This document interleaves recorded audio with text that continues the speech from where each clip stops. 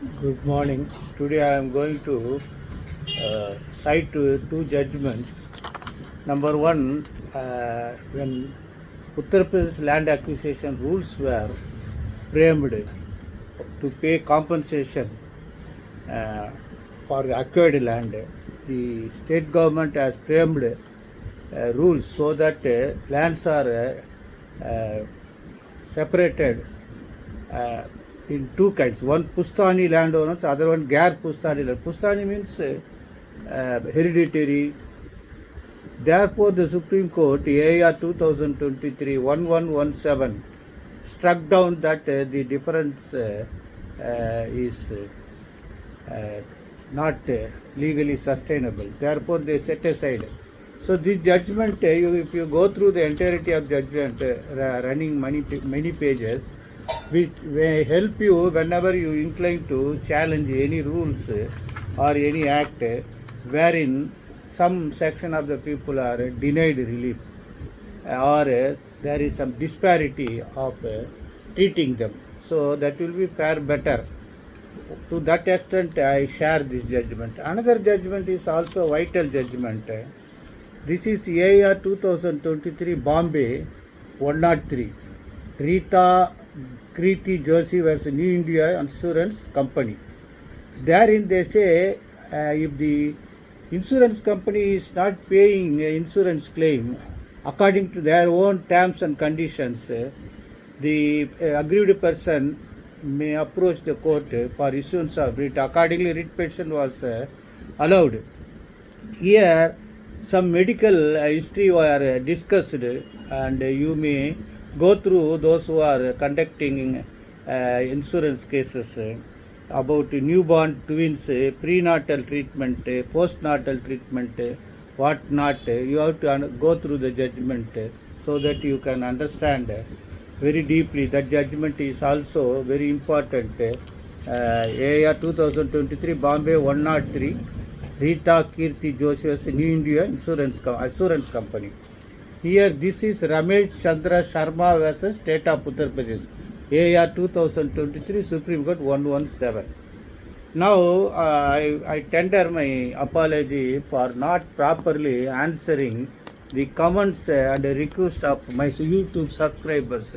This is not because that I am neglecting, but because due to my heavy work and my handicap in understanding the procedure, how to read these comments and how to respond to other things. However, one YouTuber subscriber wanted to how to send a reply to the legal notice. I have already communicated my views how to. First thing is that you should get instruction from your client about the contents of the legal notice which was served on them. First of all, for every word line which were imputed in the legal notice served to your client should be understood by you with clear instruction of your client, and it is your duty that all their answers should be incorporated in the reply notice. Now I will come to the format how to reply. You have to simply say the reply should be addressed to the advocate who served the legal notice. You have to say simply that your notice addressed to my client so and so is placed on me with instruction to reply you as under. This should be the first paragraph. Then you have to simply say my client denies all the allegations contained in your legal notice except those that are specifically admitted here. Thereafter you go on denying all the allegations stated in the legal notice. Thereafter my client further states that then you input whatever you want reply apart from the denial what actually had happened, stating although that you can also give a reply claiming counter claim in the legal notice, but be very careful that important legal proposition and defenses should not be mentioned in the legal notice. Suppose the claim of the legal notice was time barred, barred by limited. You simply say your claim is not sustainable in law. You do not say under what provisions, all those things. You reserve it at the time of filing written statement or defending the suit, whatever it may be. So that otherwise mistakes may be rectified by attempting some new facts, all those things. This is the way you have to replay, and you please keep in your mind that while giving replay notice, you should also be very thorough about the subject. Suppose if this was a money suit, then you must get instruction from your client whether he actually signed the pro note or he blindly signed